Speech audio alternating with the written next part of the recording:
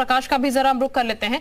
सत्य प्रकाश, चूंकि स्वामी प्रसाद मौर्य को लेकर अगर बात की जाए तो कहा जा सकता है स्वामी प्रसाद मौर्य जो बयान देते हैं वो बार बार इस तरीके के बयान देते हैं, लेकिन चूंकि अखिलेश यादव की पार्टी से आते हैं, अखिलेश यादव की तरफ से कभी इसको लेकर कोई प्रतिक्रियाएं ऐसी सामने निकल कर नहीं आती हैं कि वो कुछ इसको लेकर कहें। तो क्या ये कहा जाए कि जो स्वामी प्रसाद मौर्य कह रहे हैं उसमें अखिलेश यादव की भी हामी है? ये जरा जनता से जानने की कोशिश कीजिएगा और जो बयान उन्होंने दिया है उस पर भी प्रतिक्रिया लीजिएगा।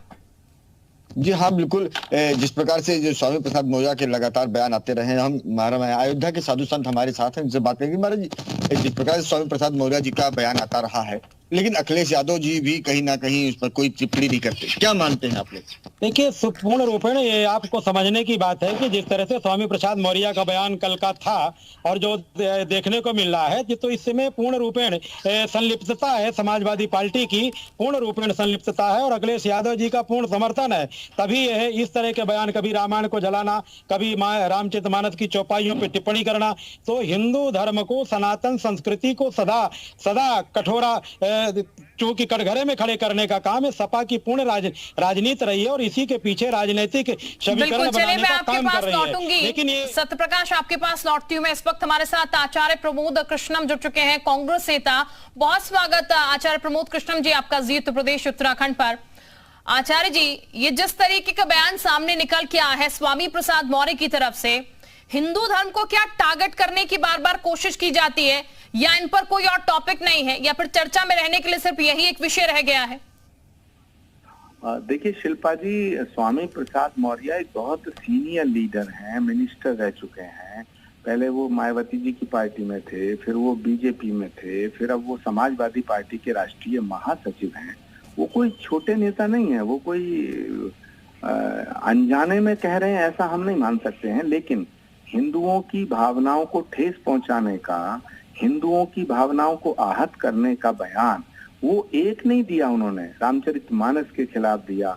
कभी वो तुलसीदास जी को गलत कहते हैं, कभी वो रामायण को गलत कहते हैं, कभी रामचरितमानस के पन्ने फाड़ने की बात करते हैं। तो इससे करोड़ों हिंदुओं की धार्मिक आस्था को ठेस पहुंच रही है, हमारी भावनाएं आहत होती हैं। हम इस पर राजनीति नहीं करना चाहते, हम इसको भाजपा, कांग्रेस, सपा भी नहीं करना चाहते। लेकिन स्वामी प्रसाद मौर्य ने जो बात लक्ष्मी मैया के लिए कही है, लक्ष्मी माता के लिए कही है, वो भी दीपावली के दिन कही है, उससे हमारी भावनाएं आहत हुई हैं। हम उत्तर प्रदेश के मुख्यमंत्री योगी आदित्यनाथ जी से मांग करते हैं कि इनका कोई ठोस इलाज किया जाए, इनके बयान देने पर पाबंदी लगाई जाए, इनको बाउंड किया जाए, क्योंकि करोड़ों लोगों की भावनाओं को ठेस पहुंचाना ये कानूनन दृष्टिकोण से भी अपराध है, संवैधानिक दृष्टिकोण से भी गलत है और धार्मिक समरसता के ताने बाने को छिन्न भिन्न करता है स्वामी प्रसाद मौर्य जी का बयान। तो मुझे लगता है कि उन्हें और अखिलेश यादव जी को भी बहुत बड़ा नुकसान पहुंचा रहे हैं वो। और अगर अखिलेश यादव जी उनके बयान का संज्ञान लेते हुए उनके खिलाफ कार्रवाई नहीं करते हैं तो हमें लगेगा कि समाजवादी पार्टी का समर्थन है। बिल्कुल। और आचार्य जी, अभी तक शायद सबको यही लग रहा है क्योंकि अखिलेश की तरफ से कोई प्रतिक्रिया सामने निकल कर नहीं आती जब जब स्वामी प्रसाद मौर्य इस तरीके के अनर्गल बयान देते हैं। बहुत शुक्रिया आपका हमारे साथ जुड़ने के लिए आचार्य प्रमोद कृष्णम जी, कांग्रेस नेता हमारे साथ जुड़े हुए थे। और इस वक्त एक बड़ी खबर भी आपको दे देते हैं। विवादित पोस्ट पर स्वामी प्रसाद मौर्य कायम है, देवी लक्ष्मी पर फिर सवाल उठाए हैं। कभी 4 हाथ वाला बच्चा पैदा नहीं हुआ, 4 हाथ वाला बच्चा सिर्फ कल्पना है। तो स्वामी प्रसाद मौर्य अब भी अपने बयान पर कायम है। उन्होंने कहा कभी 4 हाथ वाला बच्चा पैदा नहीं हुआ है, ये सिर्फ कल्पना है, जो कि उन्होंने पहले बयान दिया था। वही विवादित पोस्ट स्वामी प्रसाद मौर्य उस पर कायम है। केवल 4 हाथ ही नहीं कहा, 4 हाथ, 8 हाथ, 10 हाथ, 20 हाथ, 1000 हाथ वाला बच्चा आज तक पूरी दुनिया में नहीं पैदा हुआ है।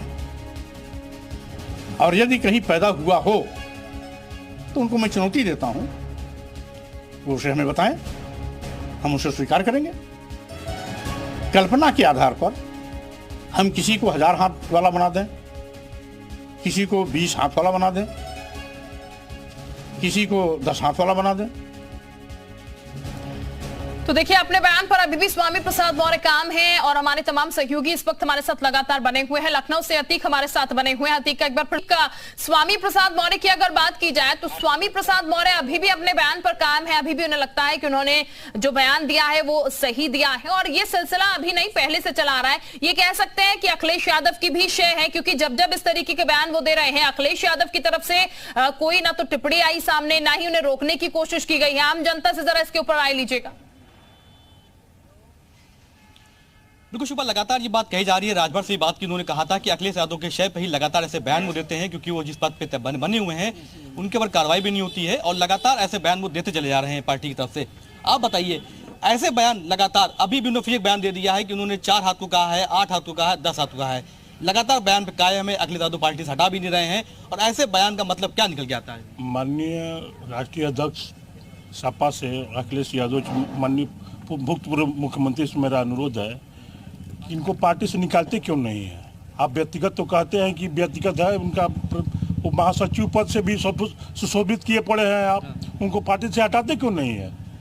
हम तो कह रहे हैं सपा पार्टी बोल रही है। ये क्या लगता है कि इस तरह की पार्टी भी लगातार के घेरे में आती है, चुनाव भी आने वाले हैं और उनके बयान पार्टी कहती है व्यक्तिगत बयान है, मगर ऐसे बयान से कहना कि धर्म जो आस्था है उससे खिलवाड़ होता है? देखिए, स्वामी प्रसाद मौर्य विक्षिप्त हैं, विक्षिप्त मानसिकता के व्यक्ति हैं। वो बसपा में रहे तब भी उल्टा बोलते थे, भाजपा में आए तो शांत रहे, नकली कसी गई थी, लेकिन जैसे सपा में चले गए फिर बोल रहे हैं। तो ऐसे विक्षिप्त लोगों को तो पार्टी से निकाल देना चाहिए। यदि पार्टी कार्यवाही नहीं कह रही तो इसका मतलब है पार्टी की मंशा से बोल रहे हैं। बिल्कुल पार्टी की मंशा बोल रहे हैं। आप बताइए, क्या लगता है कि इस तरह के बयान लगातार दिए जा रहे हैं, क्यों ऐसा बयान दिया था और जनता ऐसा लेकिन देख रही है, तो चुनाव में इसका फर्क पड़ेगा? ये देखिए, जो है स्वामी प्रसाद मौर्य नहीं बोल रहे हैं, ये अखिलेश यादव बोल रहे हैं और अखिलेश यादव जी को इनके खिलाफ तत्काल कार्रवाई करना चाहिए।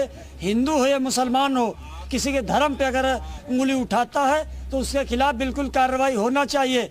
और इसके साथ साथ में भारतीय जनता पार्टी से भी निवेदन करेंगे कि वर्तमान स्वामी प्रसाद मौर्य की लड़की संगीता मौर्य भारतीय जनता पार्टी के सिंबल से और भारतीय जनता पार्टी के में भी सांसद है, उसको भी इनको निकालना चाहिए। क्या लगता है इस तरह के बयान लगातार वो दिए जा रहे हैं और फिर उन्होंने बयान दे दिया, कल दिवाली थी, ऐसे बयान कैसे देखते हैं आप?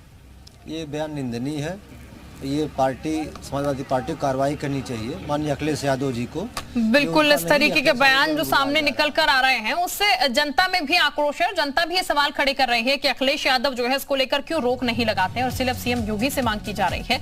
वापस मैं आपके पास लौटूंगी, लेकिन आपको ये भी बता देते हैं कि स्वामी प्रसाद मौर्य हिंदू आस्था पर चोट कर चुके हैं और रामचरितमानस हिंदू धर्म पर स्वामी का बयान विवादों में पहले भी रह चुका है। स्वामी प्रसाद मौर्य की तरफ वो इनका धंधा है। आपके लिए धर्म हो सकता है, लेकिन इनके लिए धंधा है। इनके लिए धंधा है, लेकिन आपके लिए धोखा है। तो तमाम सहयोगी हमारे साथ जुड़े हुए थे, बहुत शुक्रिया आपका तमाम जानकारी देने के लिए। और फिलहाल ये जानने की कोशिश की जनता क्या सोचती है, तो जनता का भी यही सोचना है कि शय कहीं ना कहीं अखिलेश यादव की है और स्वामी प्रसाद मौर्य को लेकर कुछ एक्शन जरूर लेने की जरूरत है ताकि इस तरह की टिप्पणियों बार बार ना करें। बहरहाल इसी के साथ फिलहाल इतना ही।